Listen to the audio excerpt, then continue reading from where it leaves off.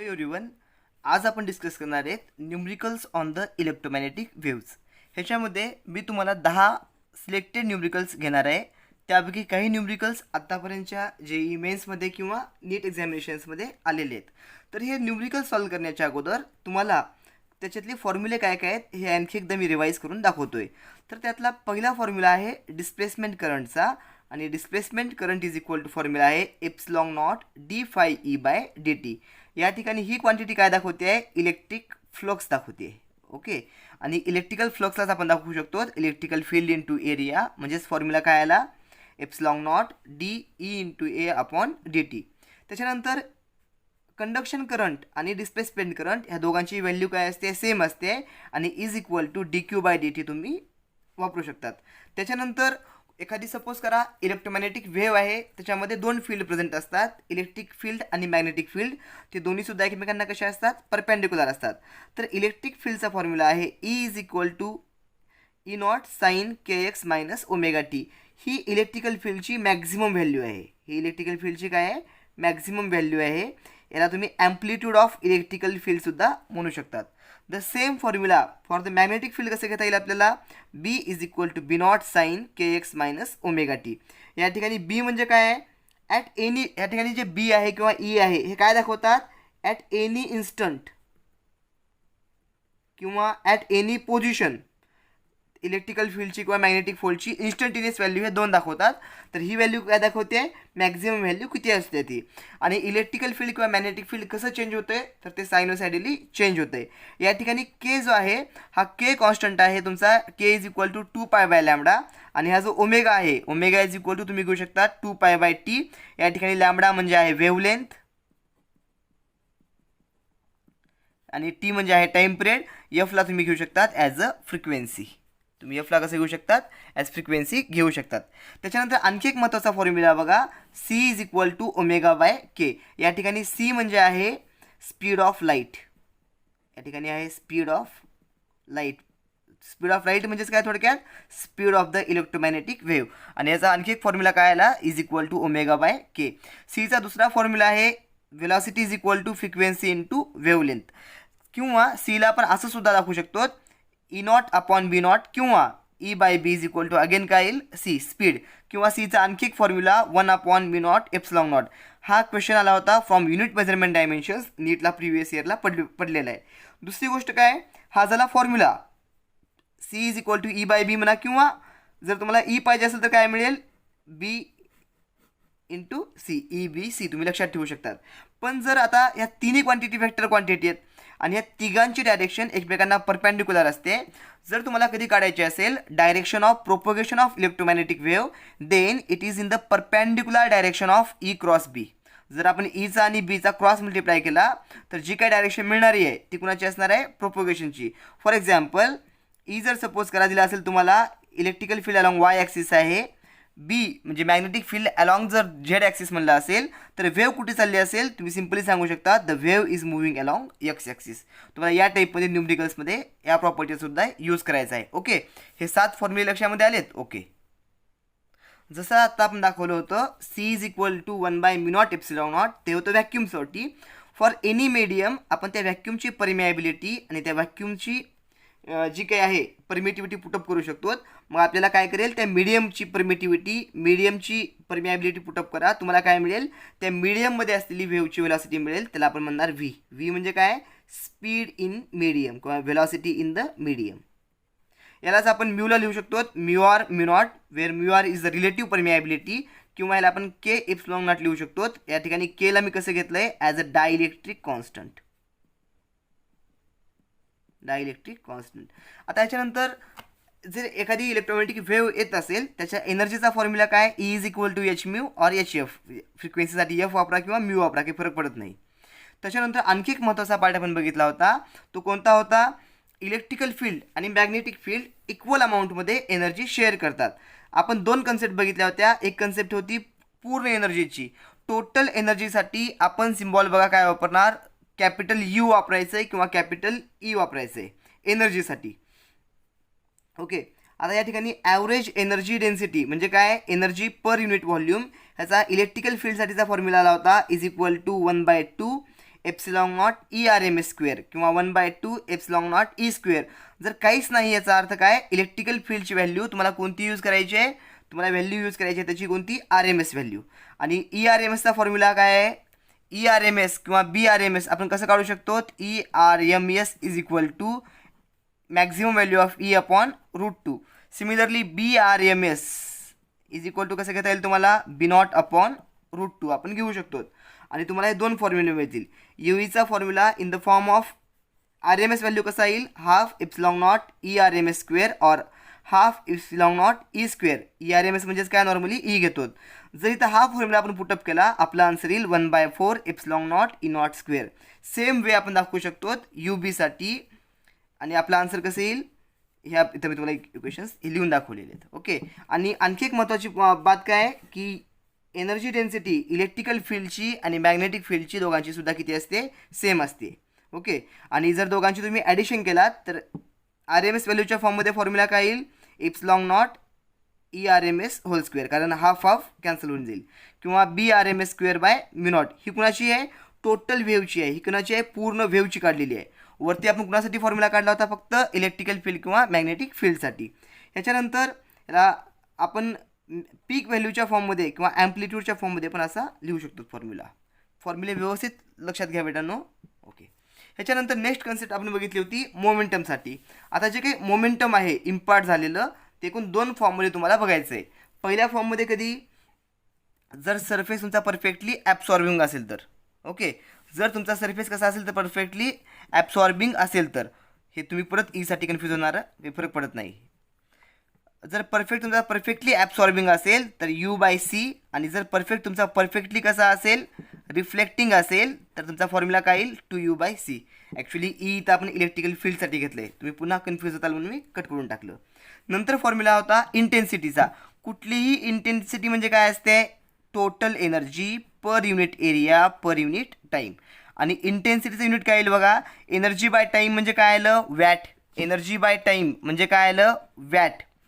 आणि एरियासाठी काय आलं, मीटर². इंटेन्सिटीचं युनिट काय आलं, मीटर². इंटेन्सिटीचा बेसिक फॉर्म्युला काय आला, intensity is equal to average value कुणाची, टोटल एनर्जीची, इंटू C म्हणजे स्पीड ऑफ लाईट. किंवा U ॲव्हरेजला आपण लिहू शकतो half epsilon naught E0² into C. आणि हा तुमचा कुणाचा फॉर्म्युला आला, इंटेन्सिटीचा फॉर्म्युला आला. तर हे डिफरंट आपण फॉर्म्युले आतापर्यंत बघितलेले आहेत. सिमिलरली जर तुम्हाला इतके फॉर्म्युले लक्षामध्ये असतील तर तुम्ही मोमेंटमला जर सपोज करा टाईमनं डिवाइड केलात, तुम्हाला काय मिळेल, प्रेशर. किंवा मोमेंटमला टाईम आणि एरिया दोघांनी डिवाइड करा, तुम्हाला काय मिळेल, प्रेशर. आणि आपले न्यूमरिकल सॉल्व्ह होतील. तर एकदा इथंपर्यंतचे आपले फॉर्म्युले आले की आपण इझिली न्यूमरिकल सॉल्व्ह करू शकतो. तर आता आपण स्टार्ट करूयात न्यूमरिकलकडे. आजचं फर्स्ट न्यूमरिकल आहे, plane electromagnetic wave of frequency 25 MHz travels in free space along x direction at a particular point in space and time. E is equal to 6.3 J cap volt per meter. What is the value of B at this point? तुम्हाला काय विचारले, आता B ची value विचारली आहे, त्या पॉईंटला किती असेल ती. ओके. न्यूमरिकल तर सोपंच आहे. आता आपण कसं काढू शकतो बघा, गिवन काय दिले आहे आपल्याला, फ्रिक्वेन्सी दिली आहे. Frequency F is equal to 25 into 10⁻6 hertz. Next आपल्याला दिली आहे व्हॅल्यू ऑफ E दिली आहे 6.3 J cap volt per metre. याचा earth the wave is moving, J cap आहे म्हणजे कुठं चाललेली आहे, वेव्ह Y डिरेक्शनमध्ये चाललेली आहे. ओके. आणि इलेक्ट्रिकल फील्ड Y डायरेक्शनमध्ये आहे. आणि आपल्याला काय म्हणलं आहे, वेव्ह ट्रॅव्हल करायला आहे कुठल्या डायरेक्शनमध्ये, वेव्ह डिरेक्शन दिली आहे वेव्हच्या प्रोपोगेशनची अलॉंग एक्स डिरेक्शन. आपल्याला मॅग्नेटिक फील्ड सांगा म्हणलं आहे. मॅग्नेटिक फील्ड एक वेक्टर क्वांटिटी आहे, त्यामुळे आपल्याला दोन्ही गोष्टी सांगणं गरजेचे आहेत, मॅग्नेटिक फील्डची व्हॅल्यू पण आणि तिचं डायरेक्शन पण. सो फॉर्म्युला कोणता वापरला आपण, E इज इक्वल टू काय होता, BC. किंवा B इज इक्वल टू काय आला फॉर्म्युला, E/C. E ची व्हॅल्यू किती आहे, 6.3 डिवायडेड बाय C ची व्हॅल्यू 3 इंटू 10⁸. आणि आपण जर याला सॉल्व्ह केलं तर आपलं आन्सर येईल 2.1 इंटू 10⁻⁻8. याचं युनिट येईल टेस्ला, कारण हे कशामध्ये आहे, वोल्ट पर मीटरमध्ये. आणि डायरेक्शन काढताना B ची काय करायचा, रूल वापरायचा कोणता, direction of C is perpendicular to the E cross B. आता आपण जर ह्या प्रॉपर्टीचा वापर केला तर C म्हणजे वेव्ह चालली आहे कुठल्या डायरेक्शनमध्ये, एक्स डायरेक्शनमध्ये. इलेक्ट्रिकल फील्ड कुठल्या डायरेक्शनमध्ये होतं, वाय डायरेक्शनमध्ये, तर नक्कीच बी कुठल्या डायरेक्शनमध्ये येईल, झेड डिरेक्शनमध्ये. म्हणजे वेक्टर फॉर्ममध्ये बी आपण कसं सांगू शकतो, B is equal to 2.1 into 10⁻⁸. Okay, आणि डायरेक्शन काय येईल आता याची, के कॅप, आणि याचं युनिट काय येईल, टेस्ला. ओके, एक्झाम्पल सोपं होतं. ओके, आपण नेक्स्ट बघूयात. तुम्ही स्क्रीनशॉट काढून घ्यायचा, तुम्हाला म्हणजे लगेच लक्षात येत जाईल. ह्या टाईपचे एक्झाम्पल आता जे आपण सेकंड बघायला होतो ते तुम्हाला खूप ठिकाणी बघायला मिळतील. काय म्हणले बघा, the magnetic field in a plane electromagnetic wave is given by by is equal to 2 into 10⁻⁷ tesla sine 0.5 into 10⁻³ plus 1.5 10⁻11 tesla. Okay, विचारले काय आपल्याला, what is the wavelength and frequency, आणि आणखी काय विचारले आपल्याला, write the expression for electric field. Okay, आता आपल्याला काय काढायचं आहे, इलेक्ट्रिकल फील्डचं सुद्धा आपल्याला एक्सप्रेशन काढायचं आहे. आपण काय करूयात, ह्या इक्वेशनला आयडियल इक्वेशनसोबत कम्पेअर करूयात. आयडियल इक्वेशन काय होतं बीचं, B is equal to B naught sine kx plus omega T, हे होतं एक आयडियल इक्वेशन आपल्यासमोर असलेलं. आता तुम्हाला पहिल्या पार्टमध्ये आपण जर कम्पेअर केलो तर बी नॉट इज इक्वल टू किती मिळालं, 2 इंटू 10⁻⁻ टेस्ला यायला आपण इक्वेशन नंबर 1 देऊयात. नंतर आपल्याला के इज इक्वल टू काय मिळालं बघा, कम्पेअर केला तर एक्ससोबत इथं मल्टिप्लायला काय 0.5 इंटू 10⁻3. नंतर आपल्याला आणखी काय मिळालं, ओमेगा मिळालं. ओमेगा किती आले आपल्याकडे, omega is equal to 1.5 into 10⁻11 tesla. Okay, आता आपल्याकडे काही बेसिक आपल्याला हे 3 इक्वेशन्स मिळालेले आहेत. हे कुठे मिळाले आपल्याला, ह्या आयडियल इक्वेशनला आणि जी काही दिलेली वेव्ह आहे आपली त्या दोघांना आपण कम्पेअर केलेलं आहे. आता काय करायचं आपल्याला, सगळ्यात अगोदर आपल्याला काढायचं आहे ॲम्प्लिट्यूड. ओके, मी ते एक गोष्टी लिहून घेतोय. एक नंबरला आपल्याला काय काढायचं आहे आता, ओके, वेवलेंथ. आपल्याला वेवलेंथ काढा म्हणलेत, ॲम्प्लिट्यूड आपण ऑलरेडी काढलं इथं. आपल्याला अगोदर काय काढा म्हणले, वेवलेंथ. वेवलेंथचा आणि फॉर्म्युला कुठला आहे बघा, K is equal to 2π/λ. So lambda is equal to आलं 2π/k, आणि के इथं दिला आहे आपल्याला, के कुठे गेला, इथं दिला आहे. So lambda is equal to काय आलं, 2π/0.5 इंटू 10⁻3. हे 2π म्हणजेच किती, 6.28. हे वर गेलं तर आलं -3. हे 0.5ला मी लिहू शकतो 1/2, आणि आपला आन्सर किती येईल मग, lambda is equal to 12.5 into 10⁻³ metre. ही काढली आपण वेवलेंथ. आलं लक्षामध्ये, आपण वेवलेंथ काढली. 2 नंबरला आपल्याला काय विचारले, फ्रिक्वेन्सी किती आहे. सेम वेनं आपण फ्रिक्वेन्सीसुद्धा काढू शकतो. फ्रिक्वेन्सी काढायसाठी frequency F is equal to question mark. Frequency काढायसाठी ओमेगाच्या एक्सप्रेशनमध्ये फ्रिक्वेन्सी येते, फॉर्म्युला आहे omega is equal to 2πf. So omega is equal to किती आहे, 2πf. तर एफ इज इक्वल टू काय येईल, ω/2π. सर ओमेगा किती आले आपल्याकडे, 1.5 इंटू 10⁻11. ओके, इथं टी येणार नाही, डिवायडेड बाय 2π.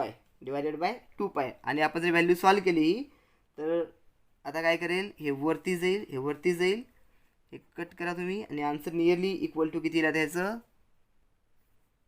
याचा आन्सर येईल 2.39 इंटू 10⁻10 हर्ट्स. हे आलं आपलं एक्सप्रेशन.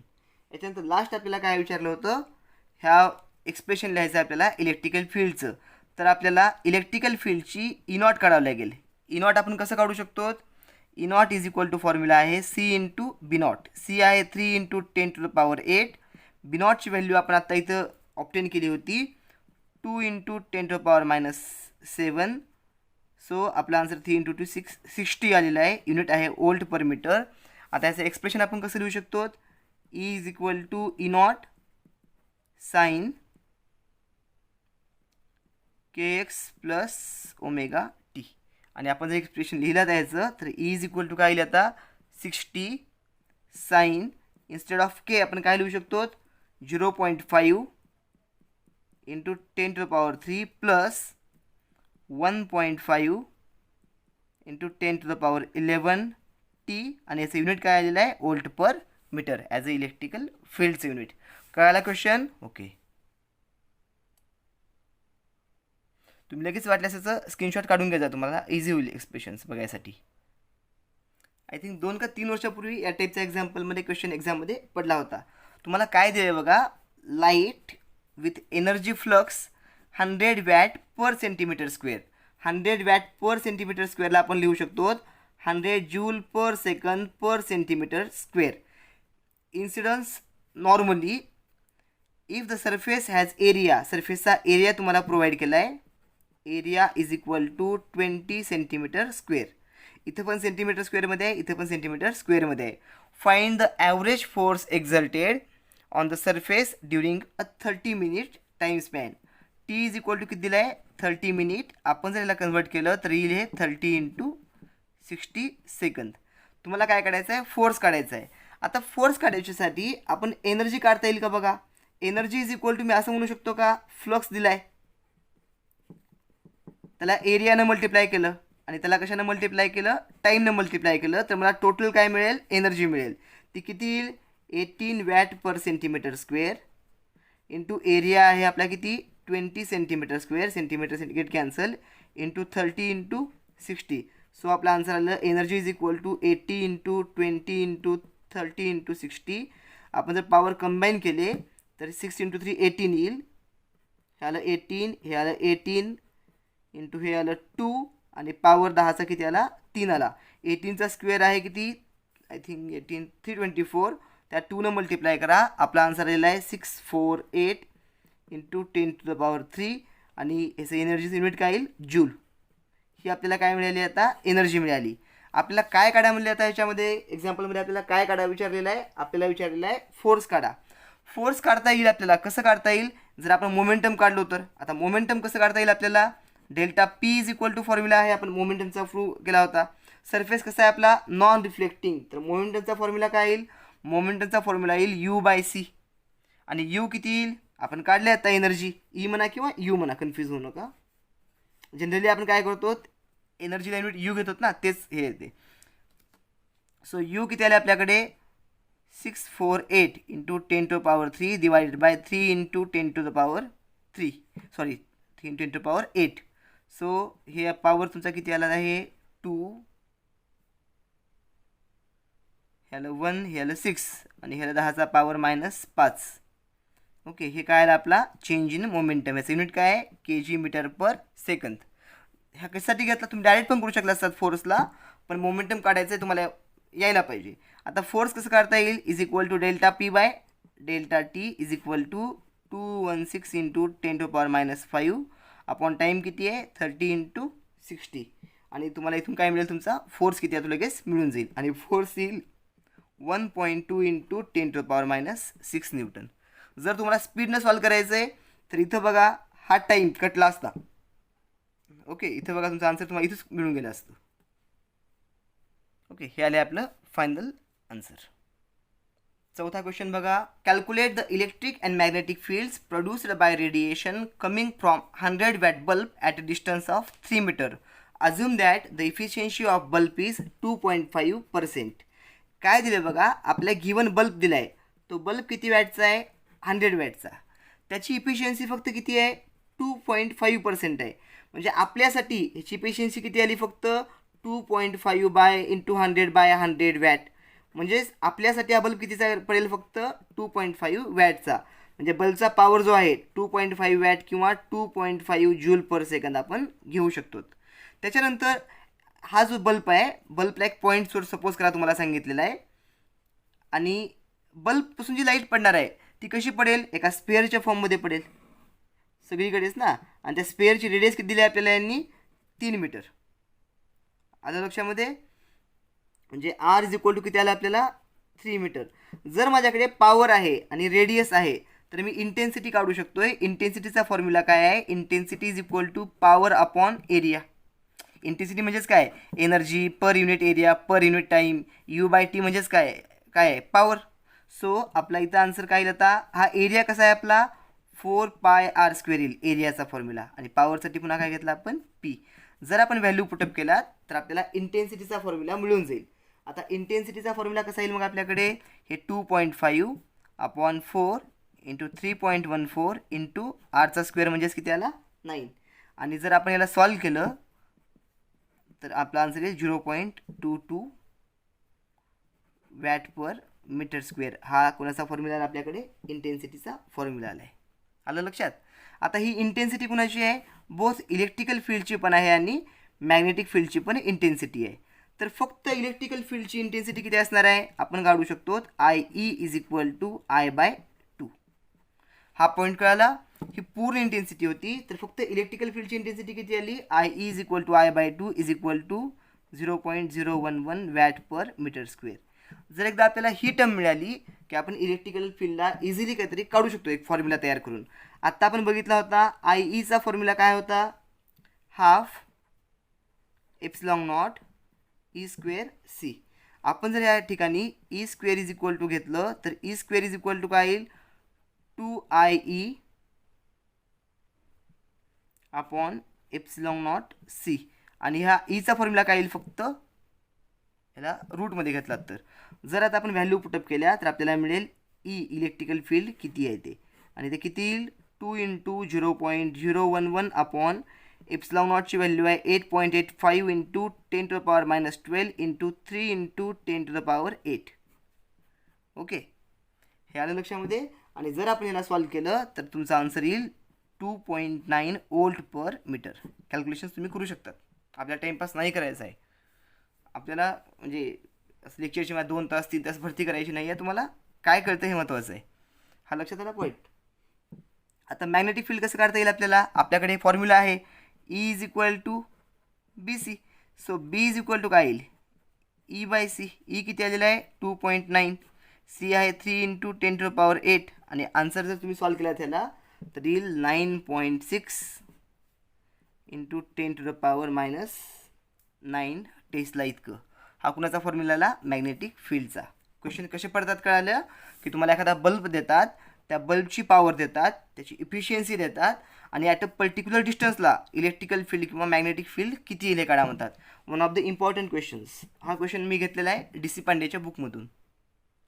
पाठीमागच्या क्वेश्चनच्या मानानं क्वेश्चन नंबर 5 थोडासा इझी आहे. ओके, फक्त लेंदी आहे. काय काय दिलं आहे बघा? A plane EM wave propagating in the x direction has a wavelength of 5 millimetre. वेव्हची वेवलेंथ आहे 5 मिलीमीटर. 5 into 10⁻³ metre.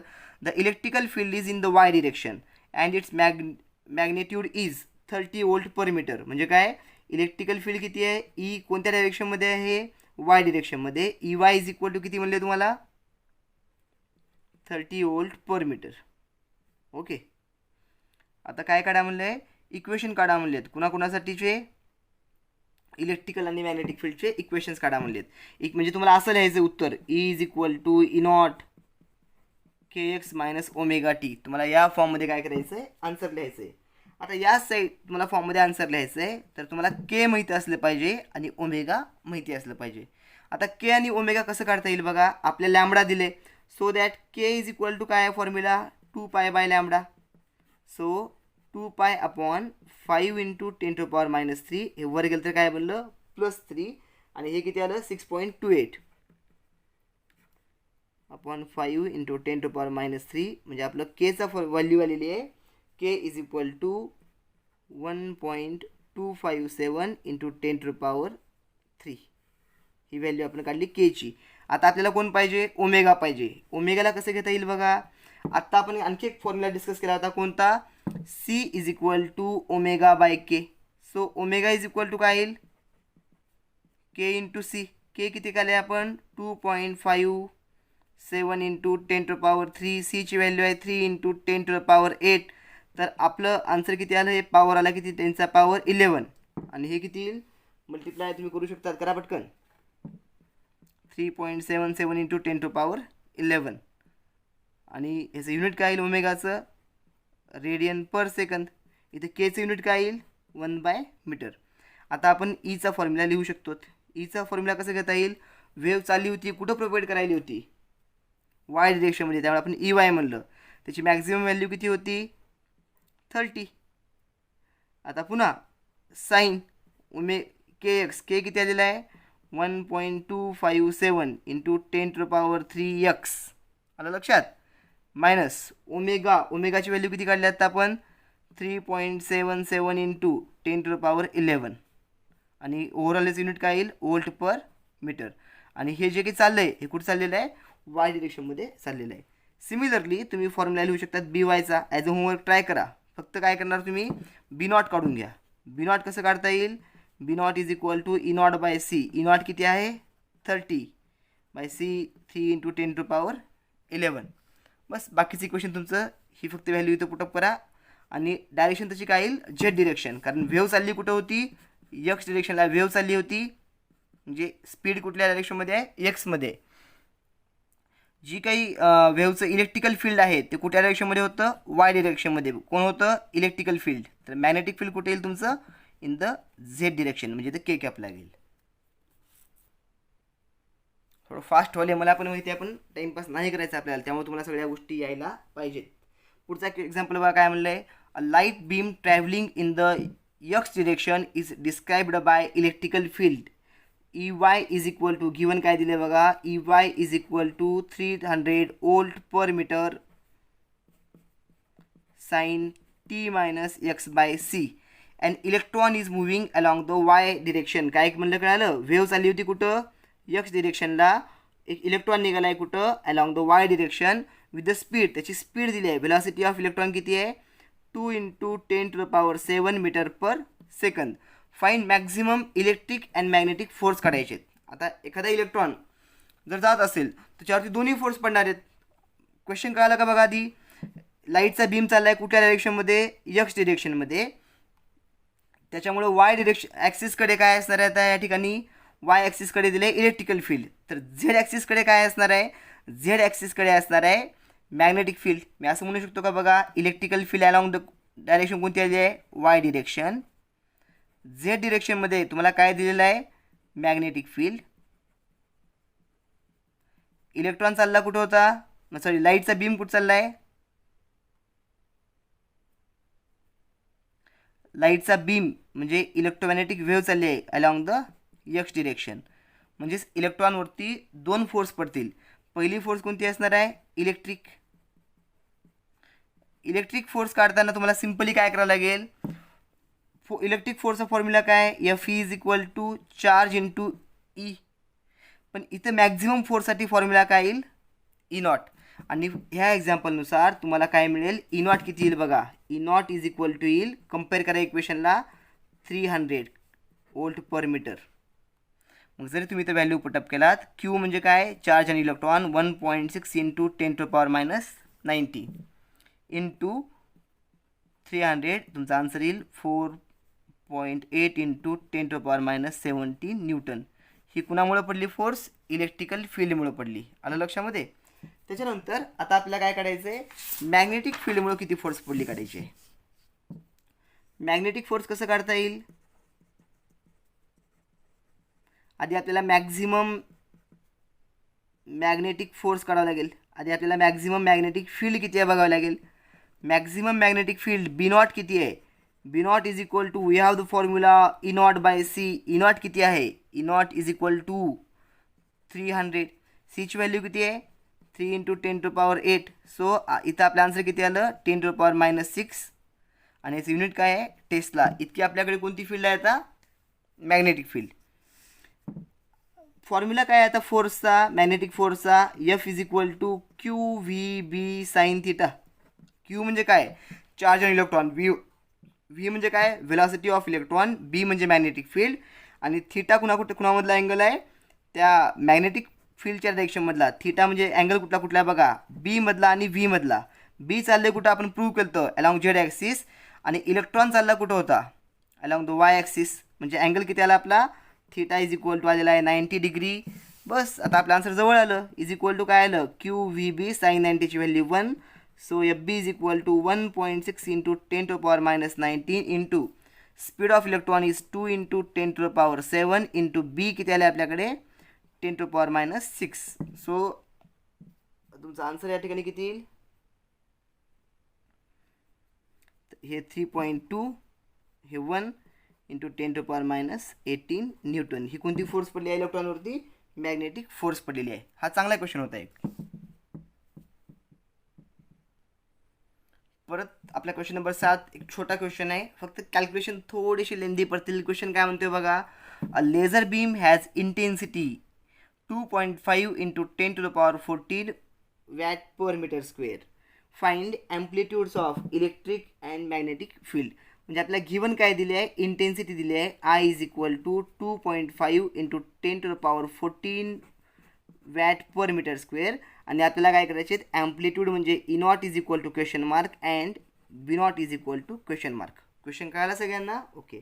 आता आपण काय करूयात, याला सॉल्व करताना इंटेन्सिटी ऑफ इलेक्ट्रिकल फील्ड किती येईल, is equal to I/2 is equal to काय येईल, फॉर्म्युला काय इंटेन्सिटीचा आपल्याकडे आणखी एक 1/2 epsilon naught E square C. आठवला का बघा फॉर्म्युला. सो आपण काय म्हणू शकतो आता, हे 2 gets cancel, I is equal to आलेला आहे epsilon naught E square c. और simply E square is equal to किती आला आपल्याकडे, I/εc. और simply E is equal to आलेला आहे √I/εc. कळालं का बघा फॉर्म्युला. हा आला फॉर्म्युला इलेक्ट्रिकल फील्डचा. आता फक्त आपला पार्ट उरला आहे कुठला, कॅल्क्युलेशनचा पार्ट उरला आहे. कॅल्क्युलेशन्स कसे करता येईल, ई इज इक्वल टू √, कारण तुम्हाला स्पीड पण महत्त्वाची आहे. I इज इक्वल टू आहे 2.5 into 10⁻14 upon epsilon naught 8.85 into 10⁻12 into C 3 into 10⁸. आता काय करा तुम्ही, हे 8.85 आणि 3 हे नियरली इक्वल टू किती येईल, 25. ओके. आणि आपण जर या क्वेश्चनला सॉल्व केला कॅल्क्युलेशन्सला, तर तुमचं उत्तर येईल हे 4.3 into 10⁸ volt per metre. Okay. E is equal to, मी ॲप्रॉक्सिमेशन्स लावून कॅल्क्युलेशन्स केलेले आहेत हे. आता परत आपल्याला बी कसं काढता येईल, और this value of maximum value, so we call it as E naught. ही व्हॅल्यू मॅक्झिमम आहे ना, आपण त्याला काय म्हणूयात, ई नॉट म्हणूयात. This is the maximum value. And similarly we know that E naught is equal to B naught into C. B naught is equal to E naught by C. So our equation become 4.3 into 10⁸ upon 3 into 10⁸. 8 gets cancelled and the answer becomes 1.44 Tesla. This is the value of magnetic field. Okay. दोन्ही आपण काय केल्या, पीक value. हा question कसा होता कळाला, intensity पूर्ण बीमची दिली होती आणि आपण काय काढले, amplitude of electric and magnetic field. आता आपण काय करूयात, पुढच्या क्वेश्चनमध्ये इंटिग्रेशन कॅल्क्युलसचा पार्ट आणूयात. The charge on a parallel plate capacitor varies as Q is equal to Q0 sin 2πft.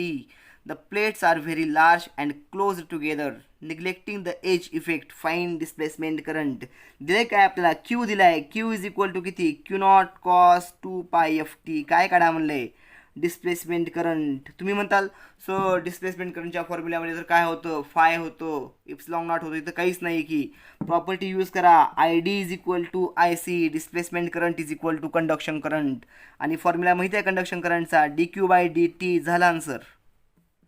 So d/dt of Q0 cos 2πft. आणि याला सॉल्व करा, इंटिग्रेशन तुमचं किती राहते, minus 2πf Q0 sin 2πft.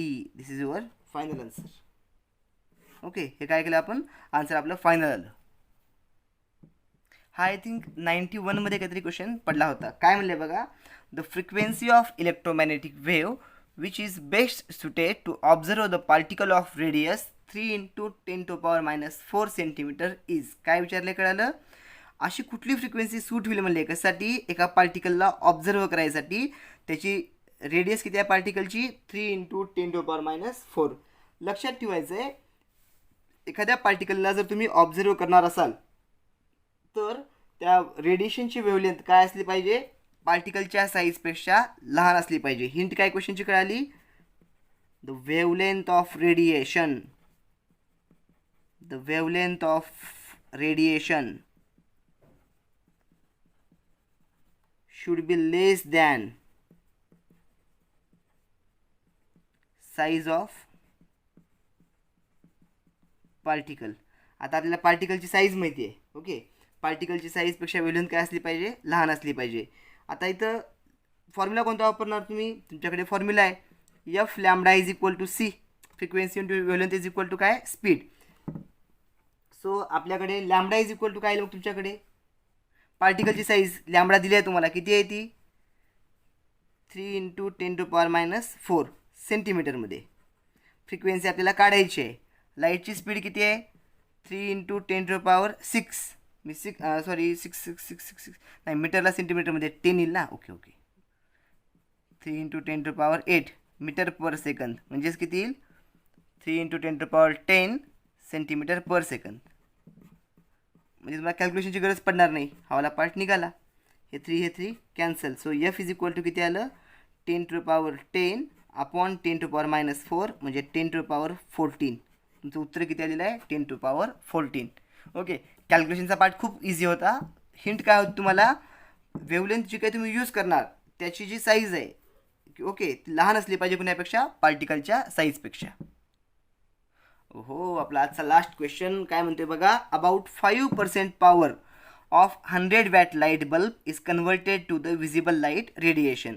What is average intensity of visible radiation at a distance of 1 metre and at a distance of 10 metre. क्वेश्चनमध्ये काय म्हणले बघा एक बल्ब होता 100 वॅटचा पण तो किती इफिशियंट आहे तो फक्त 5% इफिशियंट आहे. म्हणजे जरी त्याच्याकडे 100 वॅट पॉवर असली आपल्या कामाची पॉवर किती आहे फक्त 5%. 100च्या 5% किती येईल 5 × 100/100 इज इक्वल टू 5. म्हणजे आपल्यासाठी पॉवर किती आली पॉवर इज इक्वल टू आली आपल्यासाठी 5 वॅट. आपल्याला ॲव्हरेज इंटेन्सिटी काढायची आहे. इंटेन्सिटीचा फॉर्म्युला काय असतं आहे एनर्जी पर युनिट टाईम पर unit area. Energy per unit time म्हणजेच काय असणार आहे आपल्याकडे पॉवर आणि एरिया म्हणजे एरिया. आता पुन्हा बल्ब कसा असतो आहे आपला म्हणजे बल्बपासून जी काही लाईट जाते आहे ती फक्त अशीच जाईल का नाही ती ऑल डिरेक्शनमध्ये जाते. म्हणजे तुमचा सरफेस कसा असला पाहिजे तो स्फेरिकल असला पाहिजे. म्हणजेच आपण घेऊ शकतो P/एरिया ऑफ स्क्वेअर 4πr². इंटेन्सिटीचा फॉर्म्युला कळाला. ओके आता पहिल्या केसमध्ये आर किती दिले तुम्हाला 1 मीटर अंतरावरती. So I is equal to किती आलं पी आहे किती 5 4 × 5 × R1 म्हणजे 1चा स्क्वेअर पुन्हा किती आला 1 आणि म्हणजे 5/4 3.14 × 4 आणि आपण जर याला सॉल्व केलं तर आन्सर येईल आपलं 0.4 वॅट पर मीटर स्क्वेअर. आणि हे काय आलं इंटेन्सिटी. सिमिलरली सेकंड केसमध्ये काय म्हणलेलं आहे at R is equal to किती 10 metre. So same formula I is equal to काय येईल P/4πr² और 5/4 × 3.14 इथं स्क्वेअर किती आला 100 आणि आन्सर काय येईल आपलं 0.04 okay watt per metre square. Okay तर आपण अशा पद्धतीनं जे आत्तापर्यंत आलेले क्वेश्चन्स आहेत किंवा येथील असे प्रिडिक्टेबल क्वेश्चन्स आहेत त्यापैकी आपण 10 चांगले एक्झाम्पल घेतलेले आहेत. यापैकी एकही असं ऐरेगैरे एक्झाम्पल नव्हतं किंवा आपण कुठला टाईमपास पण नाही केला. तुम्हाला याच स्पीडनं एक्झाम्पल सॉल्व करता यायला पाहिजेत. ओके तुमचा काय फीडबॅक आहे तो तुम्ही कॉमेंट करू शकतात.